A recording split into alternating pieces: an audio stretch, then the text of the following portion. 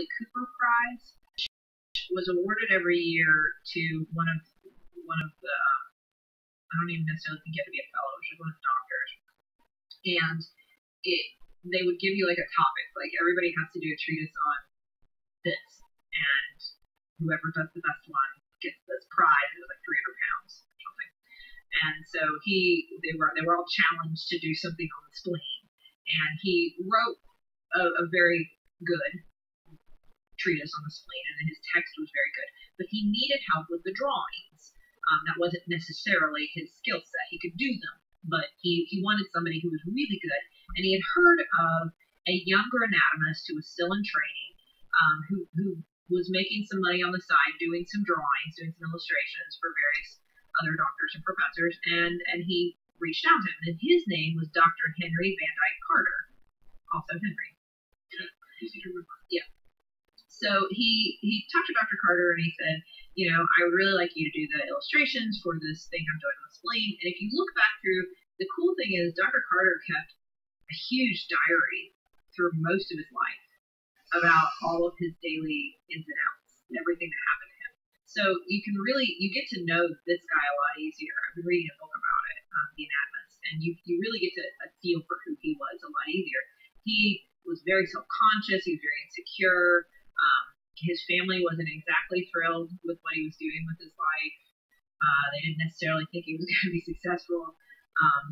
And he was tortured he had a very strong religious upbringing and a very strong faith. And he was constantly doubting whether or not he was kind of fulfilling his duties on earth, kind of being the best Henry he could be. Got it. So this guy who's like riddled with self-esteem issues, who's desperate to succeed, he totally idolizes Henry Gray, thinks he's just amazing, and he wants to be just like him, because he buys into everything that Henry Gray appears to be. So when he asks him, will you do some illustrations for my spleen treatise, he's like, yes, for sure. Love the drawings. So he does it. Probably is like kind of round, looks like a bee. Yeah, but I bet his drawings were probably better than that. I know, I'm just kind of guessing what a spleen probably looks like. But I don't know, like, you just think most organs are kind of round and look like a bean. So the kidneys look like more like beans. Well, there is a bean named after him, so I assume. There's a whole bean after him. The kidney looks like a bean. You're trying to drop knowledge on me? It must be so honored that they have a whole bean named after them. A whole bean? Wow. What? Wow. All we do is you are really remember the kidney now. All we do is filter all the toxins from your blood and keep you alive. But I'm glad we got a bean. I'm going to show my parents the liver that I really made it. The kidney's got There's no liver bean. No, the liver is the Okay, no, that's not. It is. Look it up in your book. Anyway, they nabbed the Ashley Cooper Prize that year, and this was a huge deal. This was a big boon to his career. Yeah, like one of the top spleen drawing prizes. So with his money and his potential, and his spleen paper, he decided that he should create an anatomy text that was more accessible to students. He wanted some book that he could write based on his ability as an anatomist, and that all students would be able to afford. He wanted it to be affordable and accessible and kind of the new Bible of human anatomy. So he persuaded Dr. Carter to help him out. And this was hard to do because Gray still has not paid Carter for all the illustrations he did for his spleen paper. No.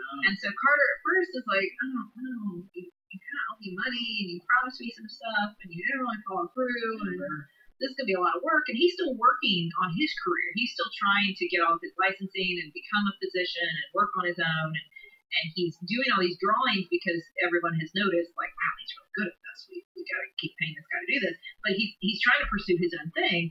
So it takes him a little while, but he finally persuades him. One, because I think Carter, as we know, really admired Gray. And then the other reason is Gray finally promises, like, look, I'll give you £10 a month if you'll do this. Which is probably underpayment by today's standards. Like, if you look at what he created. And he's probably not cutting in on royalties. No. But he did need money to survive, and so he was So £10 a month to start drawing the illustrations for this book. And Gray worked on the text. Gray ended up essentially taking all the credit. To this day, if you would ask me who did Grey's Anatomy, I would have thought it was like a joke. Like, well, Gray did it. I've never heard of Henry Van Dyke Carter until I started researching this. And then his name kind of rung a bell with the leprosy stuff, but I certainly didn't know that he was the one who drew the picture. Because Henry Gray kind of took all the credit. It got bigger over time because it was supposed to be like the end-all be, which he used a process called plastination, which he actually invented the process. Do you know, though, that before he made his Body Worlds exhibit, which has some notoriety because there's been some questions about how some of them were obtained, he swears that he got permission for all of them and that he knows where they all came from and that they were all donated.